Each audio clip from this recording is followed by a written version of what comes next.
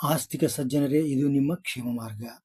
ಎಲ್ಲ ಕ್ಷೇತ್ರದಲ್ಲೂ ಅಭಿವೃದ್ಧಿ ಕ್ರಾಂತಿ ಆಗಿದ್ದರ ಪರಿಣಾಮದಿಂದ ಸನಾತನ ಆಚರಣೆಗಳೇನೇಕ ನಿಂತು ಹೋಗಿವೆ. ಅಂಥವುಗಳಲ್ಲಿ ಬುಧ ಬೃಹಸ್ಪತಿ ವ್ರತವು ಒಂದು. ಶ್ರಾವಣ ಮಾಸದಲ್ಲಿ ಬರುವ ಬುಧವಾರ ಮತ್ತು ಗುರುವಾರ ದಿವಸ ಈ ಪೂಜೆಯನ್ನು ಮಾಡಬೇಕು ಅಂತ ಈಶ್ವರನು ಸನತ್ ಕುಮಾರನಿಗೆ ಹೇಳಿದ್ದಾನೆ.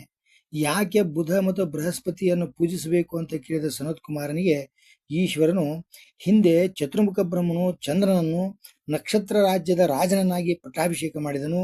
ಹುದ್ದೆಯ ದುರುಪಯೋಗ ಮಾಡಿಕೊಂಡಂತಹ ಚಂದ್ರನು ಬೃಹಸ್ಪತಿಯ ಸುಂದರವಾದ ಪತ್ನಿ ತಾರಾದೇವಿಯನ್ನು ತನ್ನ ಮನೆಗೆ ಕರೆದೊಯ್ದು ಬಿಟ್ಟನು. ಮುಂದೆ ತಾರಾದೇವಿಗೆ ಬುಧನು ಜನಿಸಿದನು.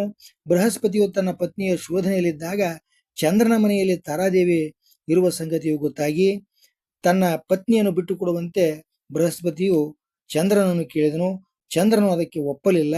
ಬೃಹಸ್ಪತಿಯು ಇಂದ್ರನಿಗೆ ದೂರಿ ತನ್ನ ಪತ್ನಿಯನ್ನು ಚಂದ್ರನಿಂದ ಮರಳಿಸಬೇಕು, ಇಲ್ಲವಾದರೆ ನೋಚೇತ್ವಾಂ ತತ್ಕೃತಂ ಪಾಪಂ ಸಂಕ್ರಮಿಷ್ಯತ್ಯ ಸಂಶಯಂ ರಾಜಾರಾಷ್ಟ್ರಕೃತಂ ಪಾಪಂ ಭುಂಕ್ತೆ ಶಾಸ್ತ್ರ ವಿನಿರ್ಣಯಾತ್ ಅಂಥೇಳಿ ಶಾಸ್ತ್ರ ಇರುವುದರಿಂದ ಪ್ರಜೆ ಮಾಡಿದ ಪಾಪದಲ್ಲಿ ರಾಜನು ಭಾಗಿಯಾಗಬೇಕಾಗುತ್ತದೆ. ದೇವತೆಗಳಿಗೆ ಪ್ರಮುಖವನಾಗಿರ್ತಕ್ಕಂಥ ಇಂದ್ರನೇ, ಚಂದ್ರನ ಪಾಪದಲ್ಲಿ ನೀನು ಭಾಗಿಯಾಗಬೇಕಾಗುತ್ತದೆ ಅಂತ ತಿಳಿಸಲಾಗಿ ಇಂದ್ರನ ಆಜ್ಞೆಯ ಮೇರೆಗೆ ಚಂದ್ರನು ತಾರಾದೇವಿಯನ್ನು ಕೊಡಲು ಒಪ್ಪಿದರೂ ಬುಧನನ್ನು ಕೊಡಲು ಒಪ್ಪಲಿಲ್ಲ. ಬುಧನು ನನಗೇ ಜನಿಸಿರುವುದಾಗಿ ಚಂದ್ರನು ಹೇಳಿದನು. ಬೃಹಸ್ಪತಿಯು ಕೂಡ ಬುಧನು ತನಗೇ ಜನಿಸಿರುವುದಾಗಿ ಹೇಳಿದನು. ಈ ಸಮಸ್ಯೆ ಬಗೆಹರಿಸಲು ಇಂದ್ರ ಸಭೆಯ ಸುರರೆಲ್ಲ ಸೇರಿ ಒಂದು ನಿರ್ಣಯಕ್ಕೆ ಬಂದರು ಮತ್ತು ಬುಧನನ್ನು ಚಂದ್ರನಿಗೆ ಕೊಡುವ ತೀರ್ಮಾನವಾಯಿತು. ಇದರಿಂದ ಖಿನ್ನರಾದಂಥ ಬೃಹಸ್ಪತಿಗೆ ವರವನ್ನು ದಯಪಾಲಿಸಿದ ಸುರರೆಲ್ಲರೂ, ಬೃಹಸ್ಪತಿಯೇ, ಬುಧನು ನಿನ್ನ ಮಗನಾಗಿದ್ದರಿಂದ ನೀನು ಚಂದ್ರನ ಮನೆಗೂ ಹೋಗುತ್ತಿರು, ಬುಧನು ಚಂದ್ರ ಮತ್ತು ಬೃಹಸ್ಪತಿಯರಿಬ್ಬರ ಮನೆಗೂ ಬರುತ್ತಿರಲಿ ಅಂತ ಹೇಳಿದ್ದಲ್ಲದೆ, ಶ್ರಾವಣ ಮಾಸದ ಬುಧವಾರ ಮತ್ತು ಗುರುವಾರಗಳಂದು ನಿಮ್ಮಿಬ್ಬರ ಅಂದರೆ ಬುಧ ಮತ್ತು ಬೃಹಸ್ಪತಿಯರ ಚಿತ್ರವನ್ನು ಬಿಡಿಸಿ ಪೂಜಿಸಿದವರ ಸಕಲ ಕಾರ್ಯಗಳು ಸಿದ್ಧಿಯಾಗುವು. ಶಂಕರನಿಗೆ ಅತಿ ಪ್ರಿಯವಾಗಿರುವ ಶ್ರಾವಣ ಮಾಸದಲ್ಲಿ ಬುಧ ಮತ್ತು ಬೃಹಸ್ಪತಿಯರಿಗೆ ಮೊಸರನ್ನವನ್ನು ನಿವೇದಿಸುವ ಮೂಲಕ ಪೂಜಿಸುವವನು ಮುಕ್ತಿಯೋಗ್ಯನಾಗುವನು. ಇನ್ನೊಂದು ವಿಶೇಷವೆಂದರೆ ಚಿತ್ರ ಬಿಡಿಸುವ ಸ್ಥಳಗಳಿಗೆ ಅನುಗುಣವಾಗಿ ವಿಭಿನ್ನ ಫಲಗಳು ದೊರೆಯುತ್ತವೆ. ಉದಾಹರಣೆಗೆ, ಬಾಲ ದೋಲೋಪರಿಸ್ಥಾನೆ ಲಿಖಿತ್ವಾ ಪೂಜೆಯೇದ್ದದಿ ಸಪುತ್ರಂ ಲಭತೆ ದೀರ್ಘಾಯುಷಂ ಸರ್ವಗುಣಾನ್ವಿತಂ. ಕೋಶಾಗಾರೆ ಲಿಖಿತ್ವಾತು ಪೂಜೆಯೇದ್ಯದಿ ಮಾನವಃ ತಸ್ಯ ಕೋಶ ವಿವರ್ಧಂತೆ ಕ್ಷೀಯಂತೇನ ಕದಾಚನ. ಪಾಕಾಗಾರೆ ಪಾಕವೃದ್ಧಿರ್ ದೇವಾಗಾರೆ ತು ತತ್ ಕೃಪಾಃ. ಧಾನ್ಯಾಗಾರೆ ಧಾನ್ಯವೃದ್ಧಿರೇವಂ ತತ್ತತ್ ಫಲಂ ಲಭೇತ್. ಸಪ್ತವರ್ಷಾಣಿ ಕೃತ್ವೇವಂ ತತ ಉದ್ಯಾಪನಂ ಚರೇತ್. ಸ್ತ್ರೀಯು ತೊಟ್ಟಿಲ ಮೇಲ್ಭಾಗದಲ್ಲಿ ಬುಧ ಮತ್ತು ಬೃಹಸ್ಪತಿಯರಿಬ್ಬರನ್ನು ಚಿತ್ರಿಸಿ ಪೂಜಿಸಿದರೆ ಅವಳು ದೀರ್ಘಾಯುಷ್ಯಾಗಿರ್ತಕ್ಕಂಥ ಸದ್ಗುಣ ಭರಿತನಾದಂಥ ಪುತ್ರನನ್ನ ಪಡೆಯುವಳು.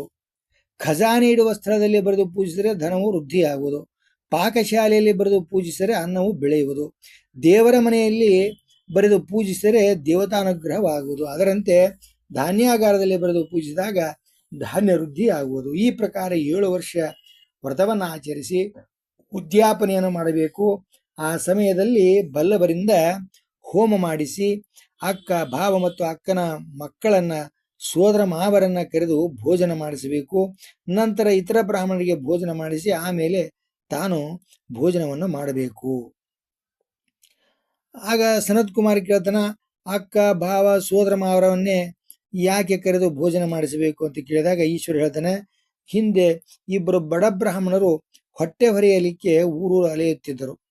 ಇವರಿಗೆ ಎಲ್ಲ ವ್ರತ ಪೂಜೆಗಳು ಗೊತ್ತಿದ್ದರೂ ಇವರು ಯಾರ್ಯಾರ ಮನೆಗೆ ಹೋಗಿ ಅನ್ನವನ್ನ ಭುಂಜಿಸುತ್ತಿದ್ದರೋ ಆ ಮನೆಯಲ್ಲೆಲ್ಲ ಎಲ್ಲ ವಾರಗಳ ಕುರಿತು ಪೂಜೆ ವ್ರತಗಳು ನಡೆಯುತ್ತಿದ್ದವು.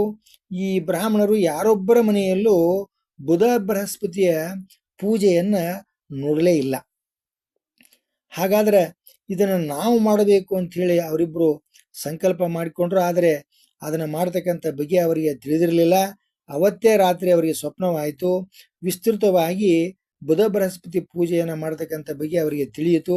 ಸ್ವಪ್ನದಲ್ಲಿ ಬೃಹಸ್ಪತಿ ಹೇಳಿದಂತೆ ಸೋದರ ಮಾವನನ್ನು ಕರೆದು ಭೋಜನವನ್ನು ಮಾಡಿಸಬೇಕೆಂದು ಅಪ್ಪಣೆಯಾಗಿದ್ದರಿಂದ ಅಂದಿನಿಂದ ಬುಧ ಬೃಹಸ್ಪತಿ ಪೂಜೆ ಆರಂಭಗೊಂಡಿತು. ಸಂಬಂಧಗಳನ್ನು ಬೆಸೆದಿಟ್ಟುಕೊಳ್ಳುವ ಸಂಪ್ರದಾಯಗಳ ಪಾಲನೆಯಿಂದ ಮನಸ್ಸಿಗೆ ನೆಮ್ಮದಿಯೂ ಸಿಗುತ್ತದೆ ಮತ್ತು ಮನೆತನವು ಅಭಿವೃದ್ಧಿಯಾಗುತ್ತದೆ. ಆದ್ದರಿಂದ ಇದನ್ನು ತಾವೆಲ್ಲ ಮಾಡಿ ಅನುಸರಿಸಿ ಉದ್ಧೃತರ ಆಗಲಿ ಅಂತೇಳಿ ಪ್ರಸ್ತುತಪಡಿಸುತ್ತಿದ್ದೇನೆ. ಶ್ರೀಕೃಷ್ಣ ಅರ್ಪಣಮಸ್ತು.